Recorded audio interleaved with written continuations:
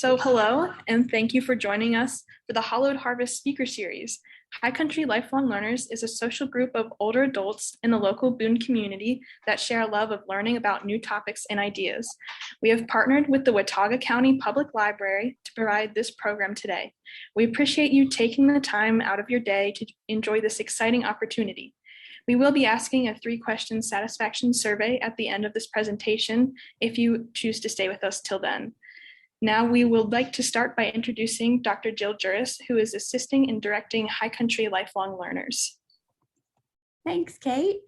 I'd like to just say hello and introduce myself. I'm a recreation management faculty member here at Appalachian State University, and I focus on creating community-based programs, especially with an intergenerational connection.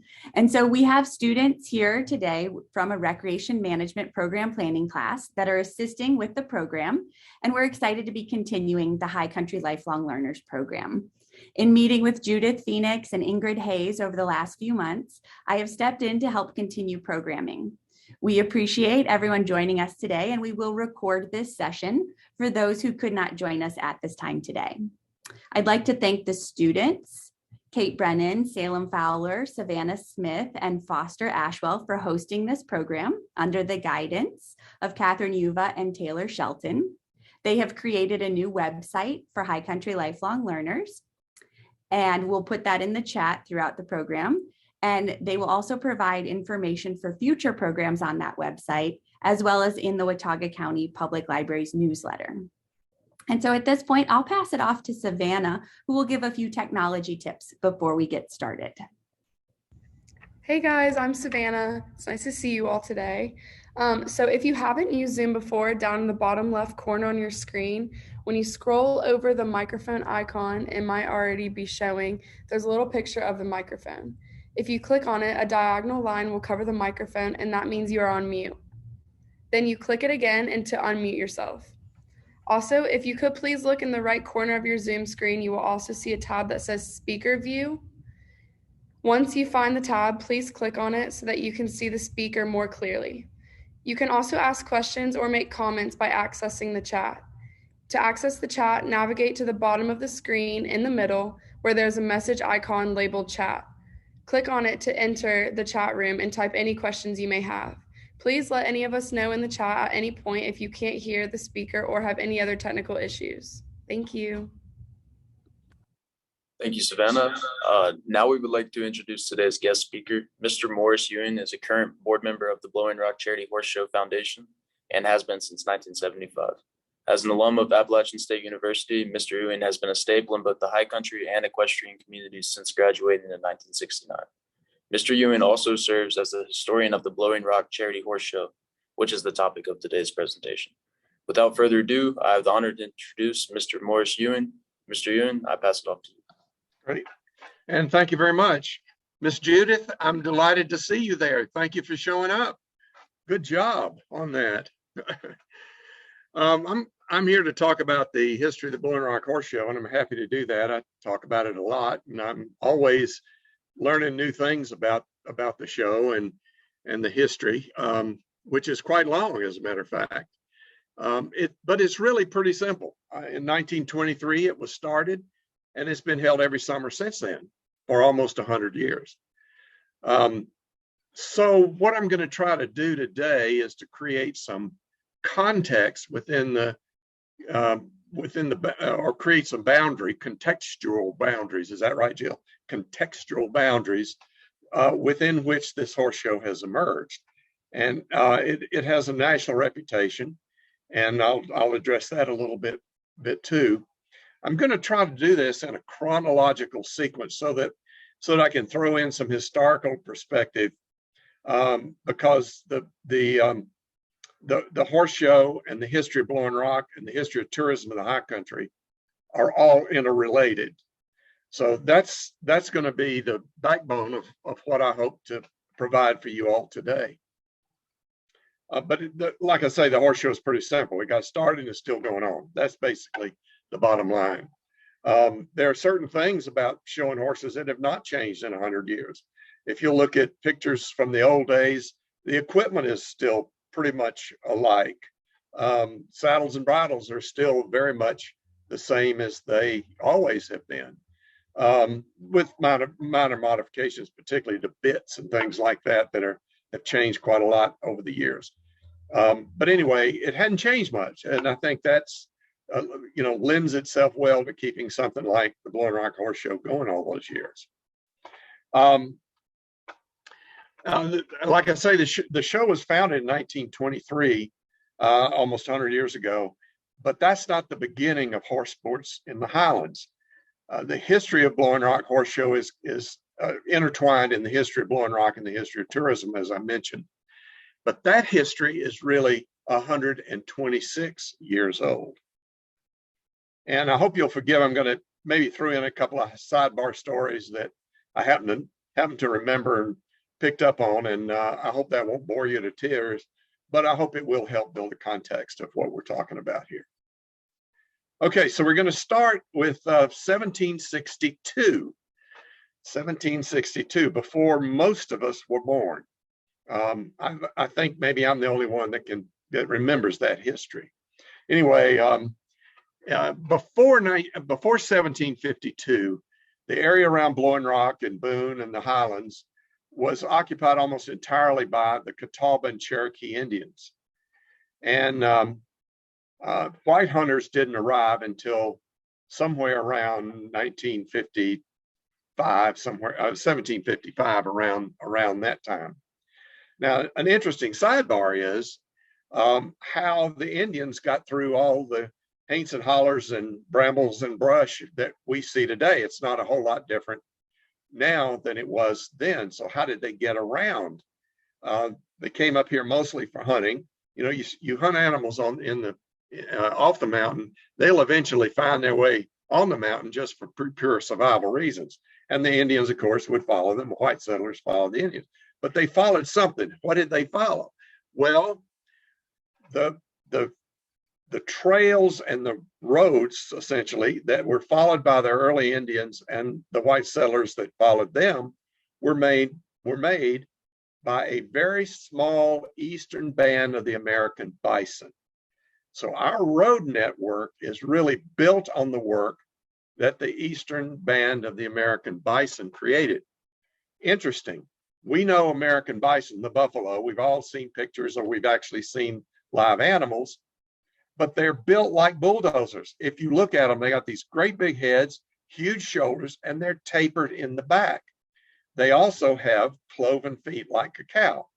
So they would search out the driest ground that would not clog their hoofs, and they would just barrel through it. And those routes were on the ridges that were the driest for the buffalo. And the Indians followed the buffalo, and the white settlers followed the Indians. And today our interstate highways are on buffalo trails.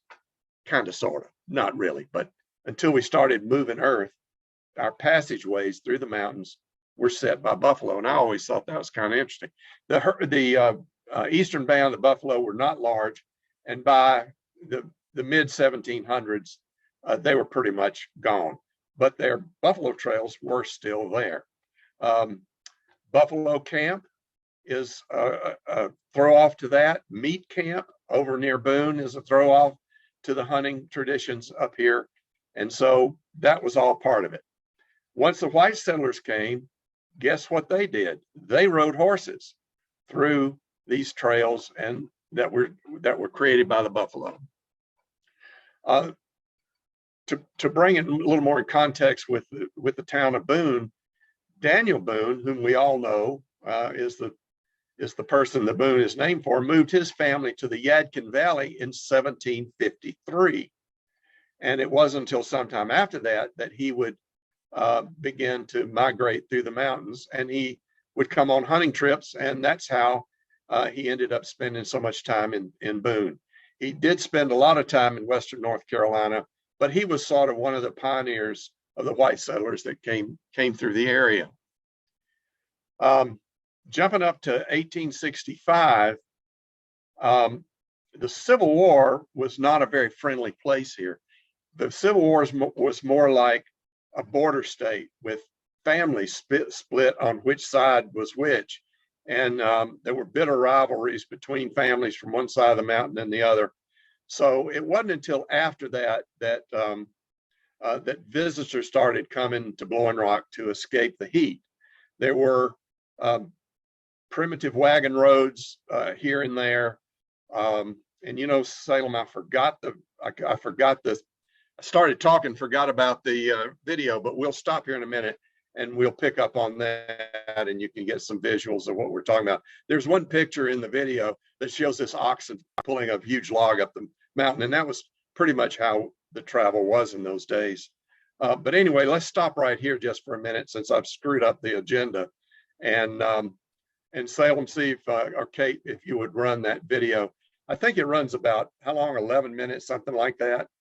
But it's got some neat old photographs and some neat video footage that will show you a little bit more about the history of the show itself.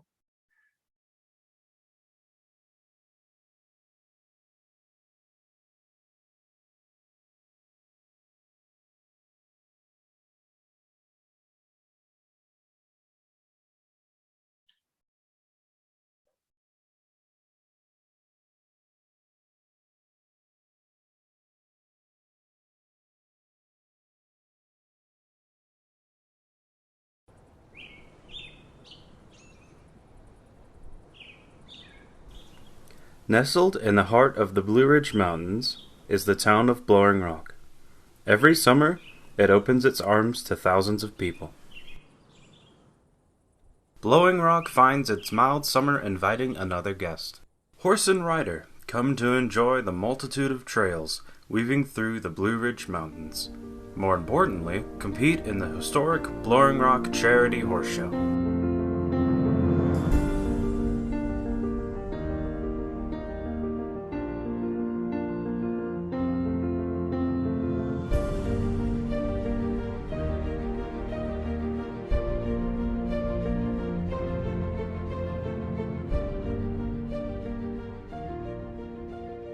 This historic horse show has grown with the town of Blowing Rock, and is the driving force behind the Blowing Rock Equestrian Preserve.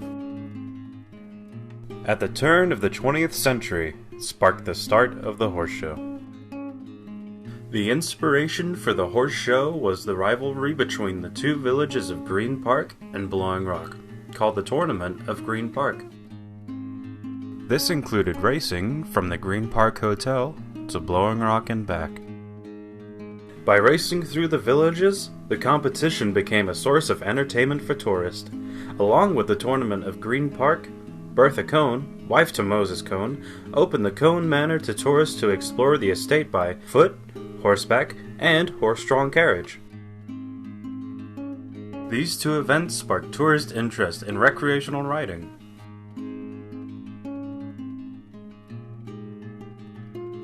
Liveries and horse rentals began to come to the Blue Ridge Mountains. This also brought a new source of employment for Blowing Rock. Tourism brought the interest of Lloyd M. Tate, a horseman from Pinehurst. He helped to operate the liveries now in Blowing Rock. With Lloyd M. Tate was his family, his wife Anna, his sons LP and Billy, and his daughter Mary Ann. Lloyd Tate, that started the Blowing Rock Horse Show, ran the liver stable in Pinehurst each year. Stable in Blowing Rock catered to teaching students. We had, sometimes we'd ride maybe 8 hours a day, taking young people out on the trails, and occasionally we'd get some adults that knew how to ride, and we'd go as service tours, to guide them through the Kona State. The awareness I had of the horse show was with when LP Tate started riding and jumping horses. He was almost, in my opinion, a local celebrity in the horse world. And he not only showed horses there, but all over when he was young. Of course, they called him Junebug because he reminded people of a bug on a horse. He was small. LP, Junebug, had one brother and one sister, and they both rode horses, and their whole life was pretty much around the horse world, either horse shows or riding in the Kona State. As tourism continued to grow, Lloyd Tate improved on the Tournament of Green Park by holding the first Blowing Rock Horse Show on Green Hill Road behind the Green Park Hotel in 1923. For some time, the horse show moved to different plots of land. Mr. T.A. Broyhill allowed the horse show to be held on a golf course by the Mayview Manor to attract guests. We had a lot of tourists that would come up to Blowing Rock. Mr. Broyhill, I would assume he was catered to the horse business a little bit, because that did bring people that, stay in the hotel. In 1934, Mr. Broyhill sold some of the land to the Blowing Rock Horse Show for $1. This is the same land the Blowing Rock Charity Horse Show uses today. Since its start in 1923, the Blowing Rock Charity Horse Show has not missed a single year. Even during World War II, while gas rationing limited transportation, those committed to the horse show found a path up the mountain. I do remember the beginning of World War II. I know all the local boys in Blowing Rock, and my two brothers and Billy and Lloyd all volunteered they represented the Navy, Air Force, and Army. Even with the passing of Lloyd M. Tate in 1958, the Tate family continued his legacy by running the horse show. Of course, his wife Anna was a very strong-willed Irish lady.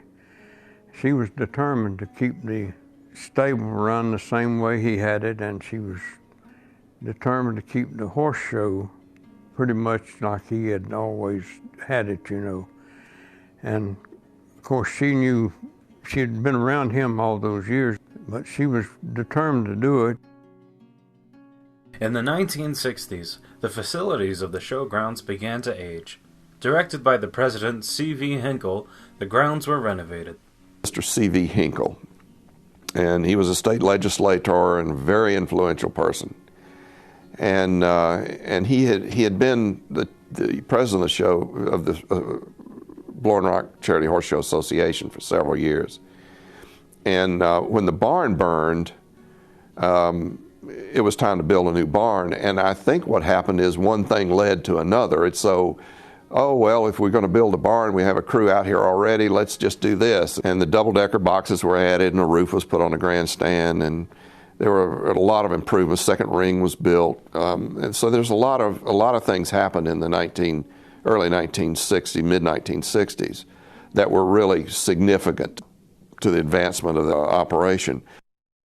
While the horse show is known for saddlebred and hunter jumper, it opens its arms to all forms of riding, from polo to western. Over the years, the Blowing Rock Horse Show Association continued to grow. It became more than just tourist entertainment, but an important part of the summer calendar for the cottagers that come to Blowing Rock.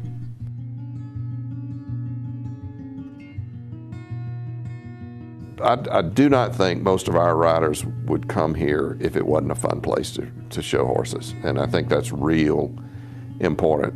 And it would be easy for us to fall into the trap of producing big-time horse show. Part of what our horse show means is you get to go to town, you get to have dinner, you get to shop in the, you get to take the kids to Tweetsie, you get to do touristy things, and ride your horse in a fairly significant competition at the same time. So it's sort of a vacation for folks. You have to love animals, pure and simple. To be a trainer is almost like being an artist, because you take a raw product and sculpture it, whether it's a hunter, or jumper, or a saddle horse, or a Frisian. You take that raw product, and through repetition, horses learn through repetition. You produce, hopefully, a show horse. In 1999, the Blowing Rock Horse Show Association was changed to the Blowing Rock Charity Horse Show Foundation, and the grounds renamed to the Blowing Rock Equestrian Preserve. Its purpose had now grown to maintaining the tradition of horse sports in the high country, and supporting worthy charities in and around Blowing Rock. The United States Equestrian Federation, which is the governing body for horse sports in the United States, they field our Olympic teams and international teams that represent the country in equestrian sports around the world. They instituted a designation called Heritage Horse Shows. We obviously felt like we would qualify for that because of our longevity. And so we let them know who we were, and I was told, well, yeah, we know all about Blowing Rock. Some of the greatest riders that in history, in terms of the Olympics and international competitions, have come through the Blowing Rock show. So that's very significant. There are now 20 heritage horse shows, and we are one of those 20.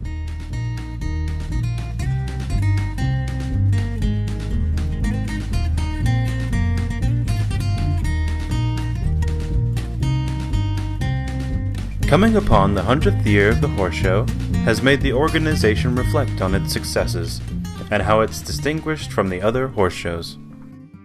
The riders, the trainers, the owners, horse owners that come to this horse show come because they love to come to the horse show. The horse show is just a lot of fun. A lot of the riders that we have now are children of riders we had a generation ago. The Blowing Rock Charity Horse Show began with one family, but now it continues its legacy with the love of hundreds. Blowing Rock is my favorite memory. I love Blowing Rock. The town, the people, and everything about it, it's a wonderland, really. Even if I go back now, I enjoyed the people as much as I did the horse show. The Blowing Rock Charity Horse Show is intimately intertwined with the town of Blowing Rock. There is no way to remove the horse show without the town losing an essence of itself. The Charity Horse Show reflects the culture of Blowing Rock from its art, fashion, and spirit.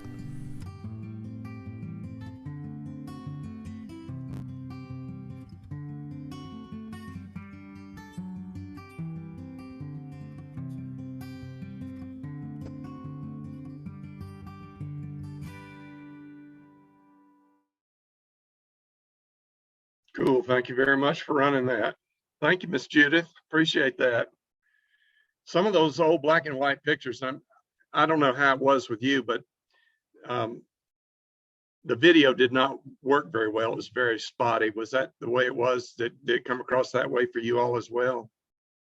It's sort of jerky. It didn't run smoothly. But anyway, a lot of those old photographs, the old movies that were 8mm movies that my father took years and years ago, and I was lucky enough to have those pictures still, and that's how they got incorporated into the video. So I thank my dad for being there back in the 50s. Let's see where we're supposed to be here. I think we're talking about the Civil War and visitors coming to Blowing Rock to escape the heat off of the off the mountain.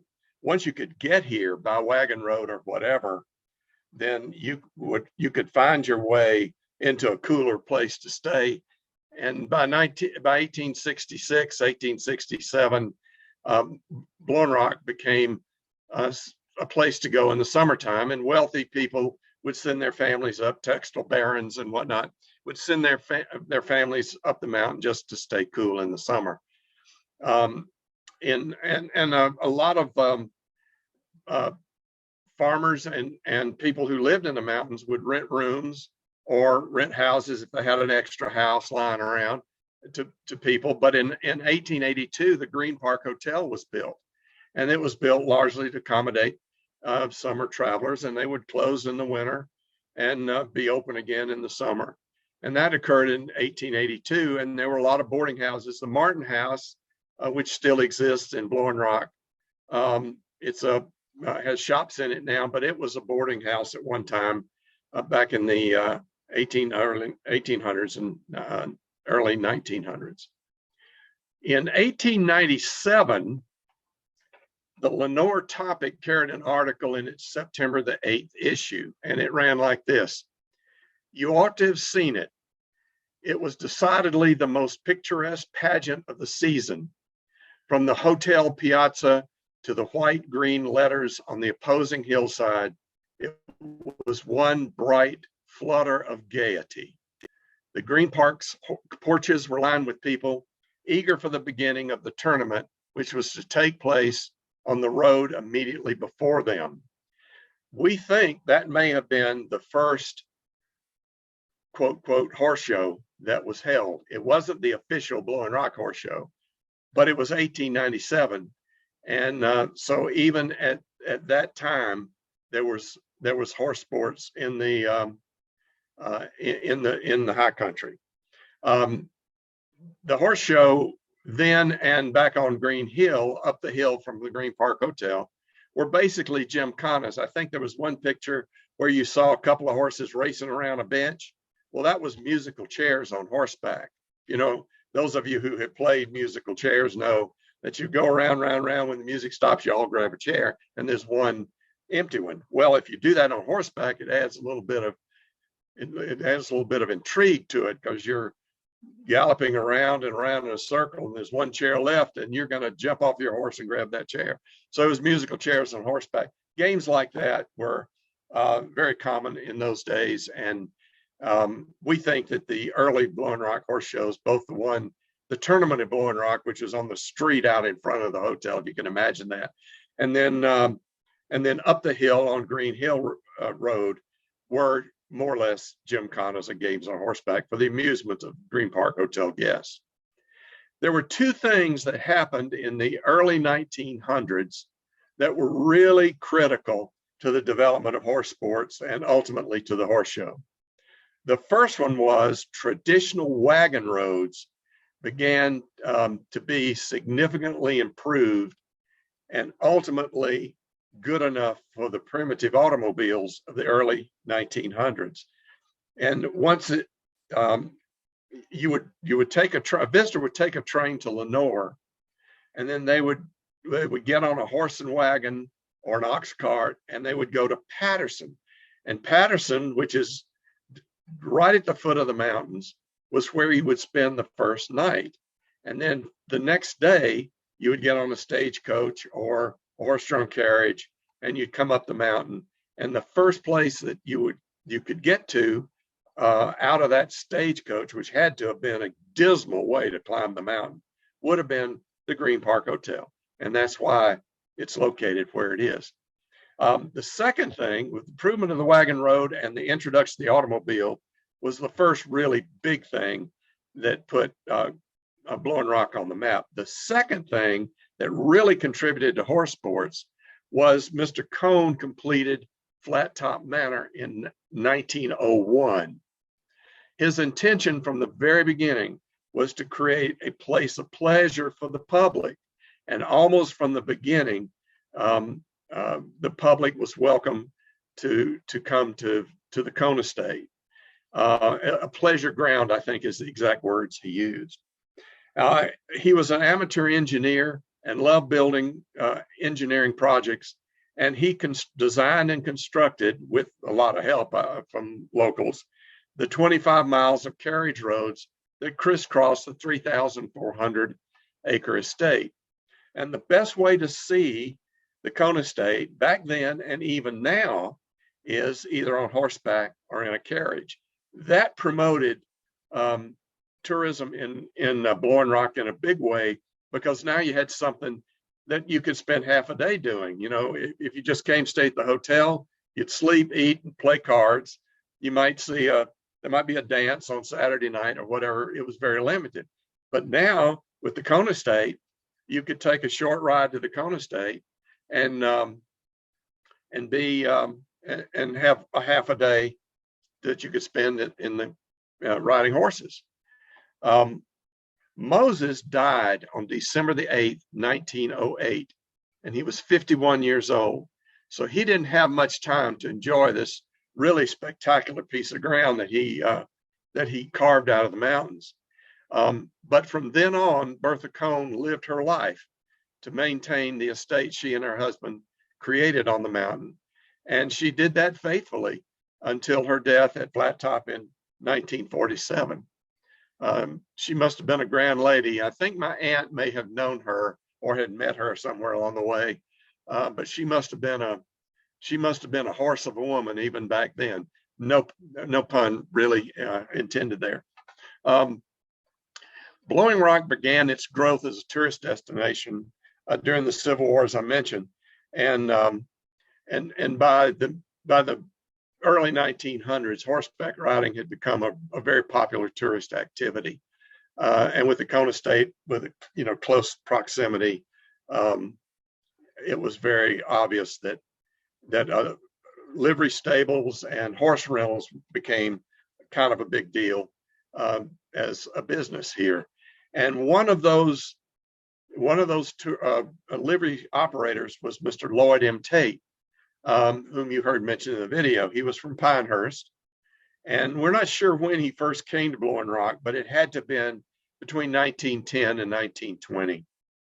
His first stable, livery stable, was near the turn house on the Blowing Rock Golf Course. And I don't know, does anybody know where the turn house is? Have you ever seen it? Well, it's hidden back down around. It's not far from the Green Park, actually. So you could see the juxtaposition of where that stable was located, and the hotel was pretty convenient. And he had a livery operation there.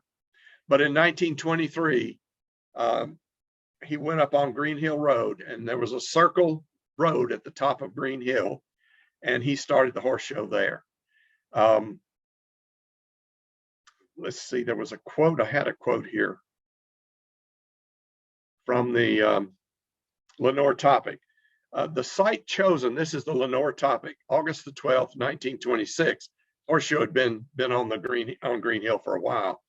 The site chosen for the horse show is Green Hill, which rises just behind the Green Park Hotel. It's a perfect spot for an outdoor gathering. The track for the contestants circles the crown of the hill. Within a space for the judges, within the space, the judges stand, and spectators, while all around the outer rim is ample parking ground for automobiles. And so the horse show was held there for several years, obviously to 1926. So that would have been about 3 years. For at least 1 year after that, after 1926, the horse show was held somewhere on Ransom Street. We're not very sure where. Ransom Street runs from basically Chautauqua to where Ransom Street rolls back into the Valley Boulevard. Somewhere along there was enough flat land to have a horse show, and I'm not sure exactly. We can't figure out where it was, but it was somewhere along that road. By 1927, Thomas A. Broyhill had assembled about 1,000 acres of what is now known as the Mayview section of Blowing Rock. And at the time, that would have included the Mayview Manor Hotel. And you saw this picture of this beautiful Adirondack-style hotel on the rim of the gorge. It's gone now. I think it was torn down in 1972, and there's magnificent condominiums there now. It's just really the greatest historical loss for Blowing Rock was losing that hotel. I don't know how you would have run it today. My wife's uncle looked at that hotel at one time. He was going to try to restore it, but even he said, and he'd do anything. I mean, he'd spend money on anything like that, and he loved real estate, and he would have taken that on if it had been even possible to do it. So by 1972, it was demolished and the land was sold. But anyway, Thomas Broyhill assembled all this land, and that land included a small, very sparsely used 9-hill golf course. And he decided that he could draw more people to Mayview Manor if the horse show moved there. So he enticed the horse show to move from Green Hill or from maybe Ransom Street to that 9-hole golf course. And the horse show is held on that piece of ground to this day. And that was in around 1927, somewhere around there. Let's see. Now we jump from 1927 to 1934. In 1934, Mr. Broyhill, Thomas A. Broyhill, sold the horse show grounds to the Blowing Rock Charity Horse Show Association for $1. And so we bought the horse show grounds for $1. And today, the Broyhill Equestrian Preserve and the Lloyd M. Tate Showgrounds honors the two men primarily responsible for establishing the show in Blowing Rock. The pasture that is adjacent, our second show ring and a large pasture adjacent to our property, was owned by Mrs. Cone. And somewhere in the 1930s, she allowed us to use that property as part of the horse show, either to park cars or for whatever purposes the horse show needed it. In the old days, it was an outside course. Those of you who don't know about horse shows, it was an outside course where you'd gallop around. It would recreate, if you will, a fox hunt. And I can remember the outside course very clearly. And there was one just god awful dangerous thing where you jump off from that pasture down a hill and back into the show ring, and you didn't even practice that. It was just scary to do that. But a lot of us did it anyway. Somehow survived it. But anyway, in the 30s, Mrs. Cone allowed us to use that property, and we've been using it ever since. It is we lease it now from the Blue Ridge Parkway for a nominal fee, and we graze horses on it. We park cars on it during the horse show, and we have our second competitive ring, which was built in 1966, along with some of the other improvements that have been made to the showgrounds over the years.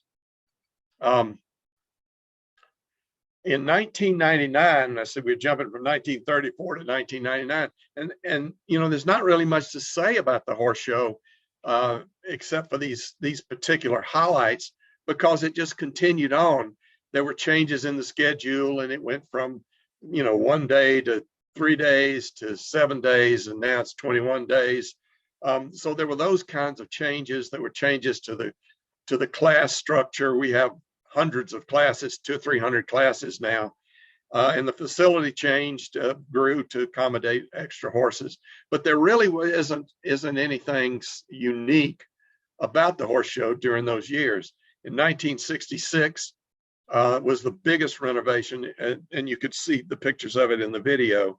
That all occurred in 1966, and there hasn't been any, there was one major change to the showgrounds since then. We've added a beautiful, beautiful border barn that was given to us by Bonnie Schaefer, who owns West Globe. Some of you may know her. She's a trustee at Appalachian now. She's made the Schaefer Center is named for her, and it's a beautiful barn. And if you just want to walk through a magnificent horse barn, you can go out there and just walk through it. It's for long-term boarders, and we can board 16 horses there now for the summer, for the entire summer. But anyway, that was added. But that's the only major addition that's been done to the horse show ground since 1966. It is a challenge to maintain it, and we have to make money in order to maintain that facility, and it's a big, big job. In 1999, the horse show changed from an association, basically a club, if you will, into an official 501c3 not-for-profit foundation. And that means when you guys get through paying your college loans, you can give us money and take that off of your taxes. So in any event, that was a big move for us, because it allowed people to give us large amounts of money and help us with the horse show. And if it weren't for our sponsorships, $300,000-$400,000 worth of sponsorships every year, we couldn't maintain the horse show. And this money is all tax deductible for the people who give it to us. So that's a big deal. We operate with no professional staff.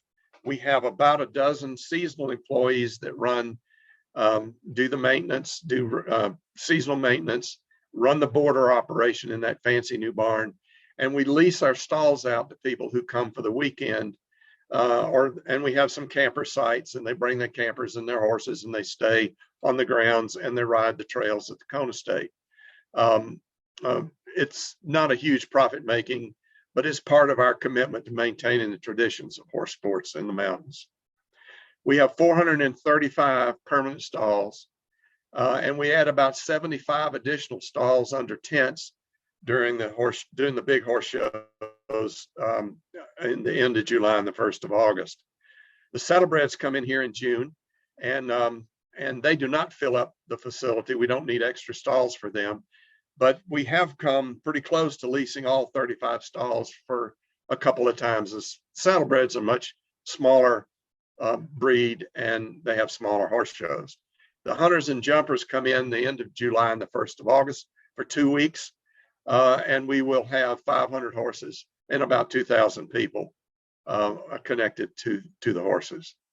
In 2007, the saddlebreds got their own week. We used to have, and if you notice in the video, the hunters and jumpers were interspersed with the saddlebreds. If you could tell, you might could tell. They're completely different. The competitions are completely different. One doesn't do what the other one does. And so in 2007, we gave the saddlebreds their own week. And that's been a real boon. It allowed us to bring in a lot more saddlebreds. And that has worked out very well. We also changed our bookkeeping in 2007.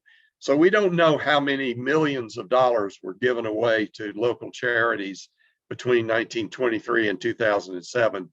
But we know that we've given over $500,000 to charities since 2007.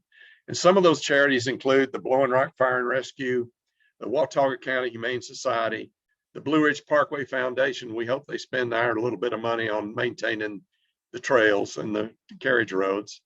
The Blowing Rock Rotary Club makes about $40,000 a year from selling ads and selling tickets.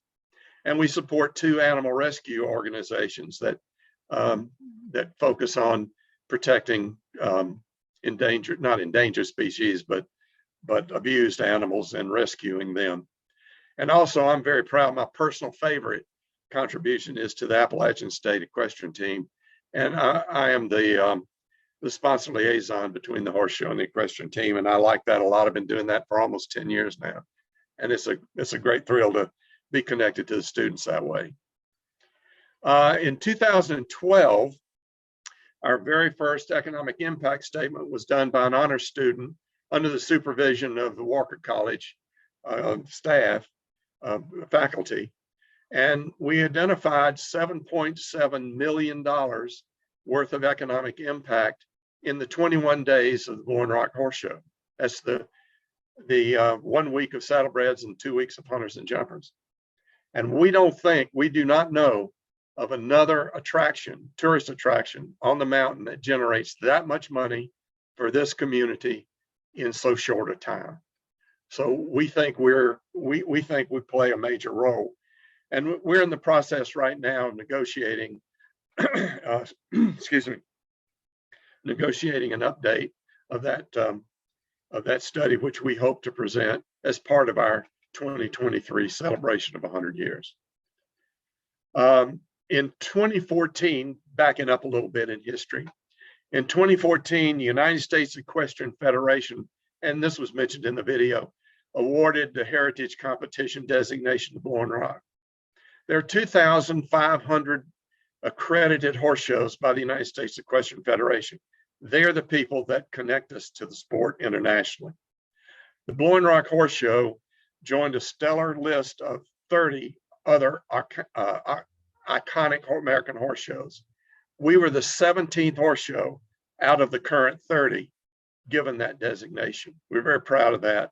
And I like to say when I talk about that is Blowing Rock's running with the big dogs in terms of horse sports in the United States.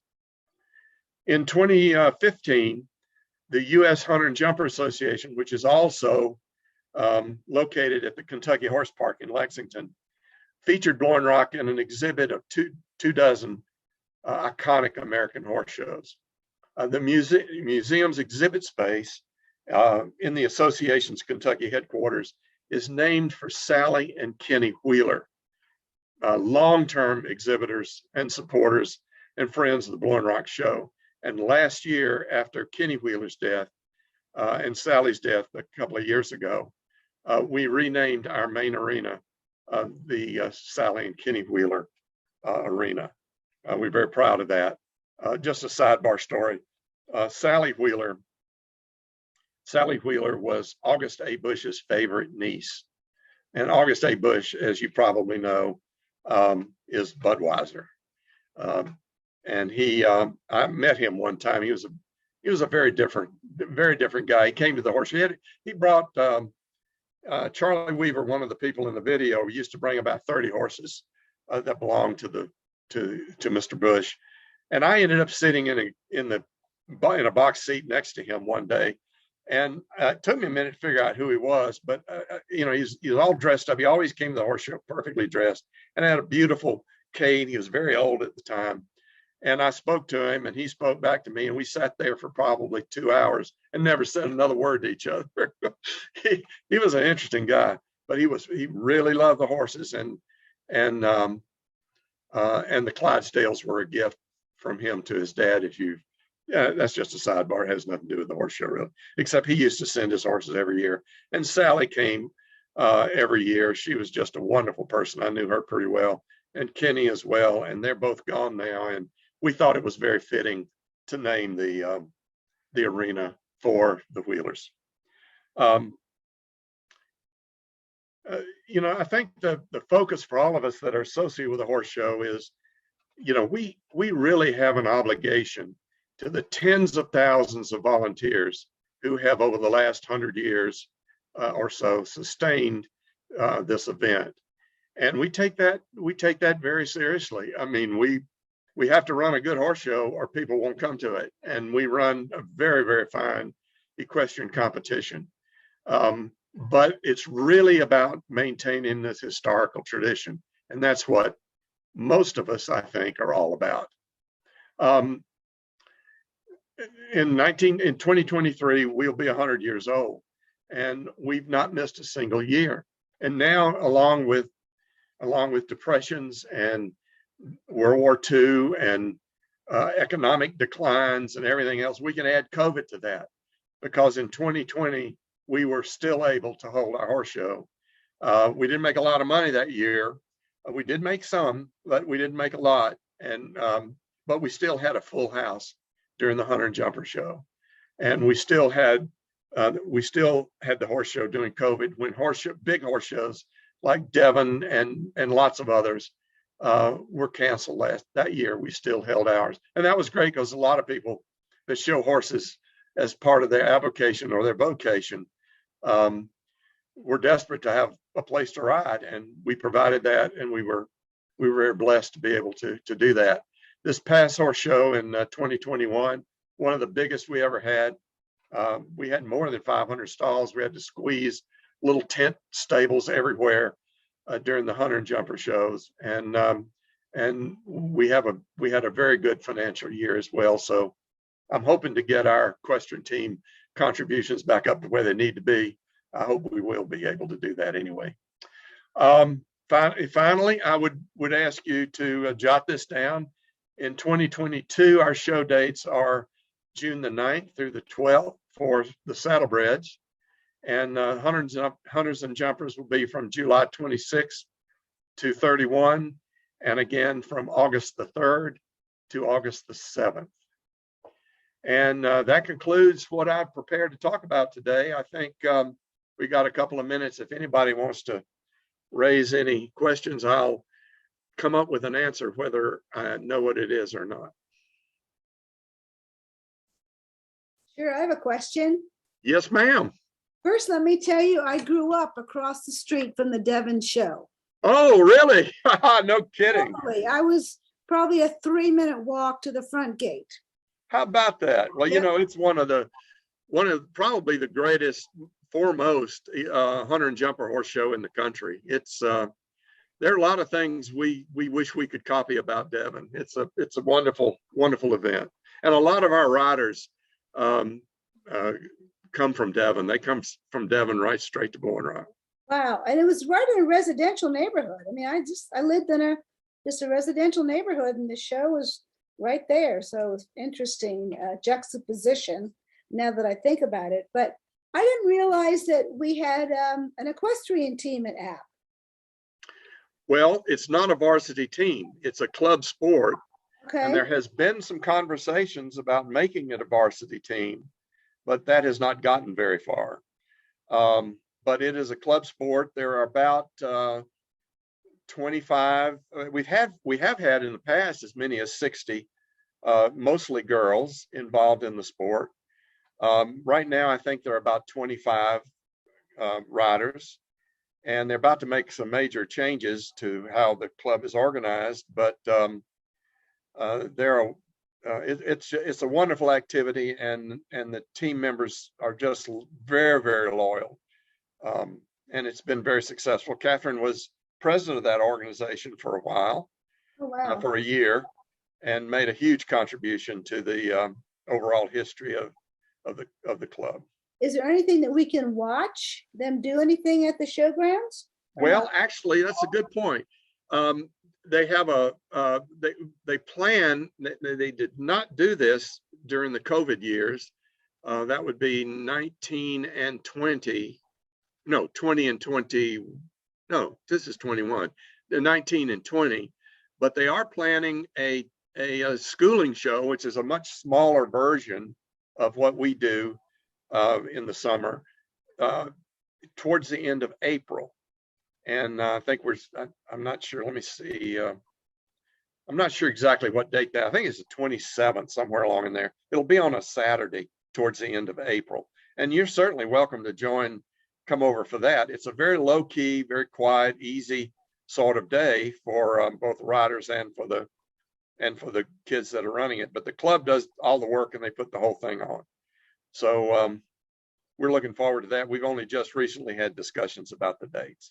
Good. And but you said we could take a tour of the new stable, and how do we? Sure. You just come over there and wander through it. Yeah, you can come over there and wander through it. If you'll call me, I'll meet you over there, and I'll give you a tour of the whole place. Okay. I guess the students have your number, or how can or email? You got a pen? If you have a pencil, I'll give it to you right now. I do. It's MD EWING. D as in dog. MD as in dog. EWING. The number 6 at gmail.com. Okay. All right. Great. Thank you. It's been fascinating. Yeah, I will be happy to show you around. I'll tell you that we're not party ready out there this time of year.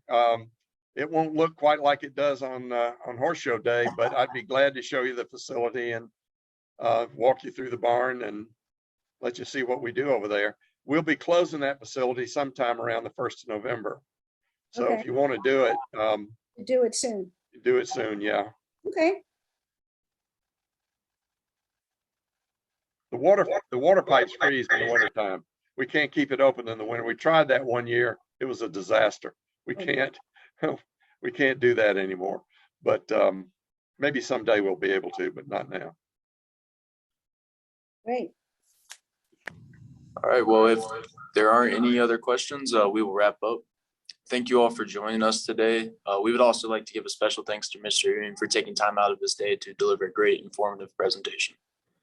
And for those interested, our next event is going to be November 1st at 11:30 with Ranger Tom Randolph. And we hope everyone can join us again.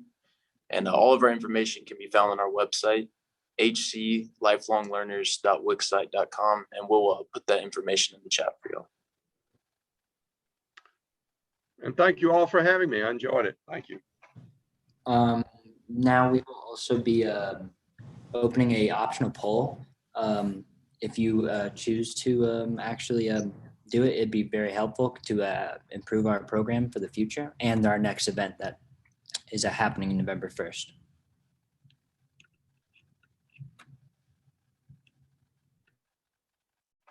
I personally thought it was wonderful. I just thought this was the greatest show we've ever done.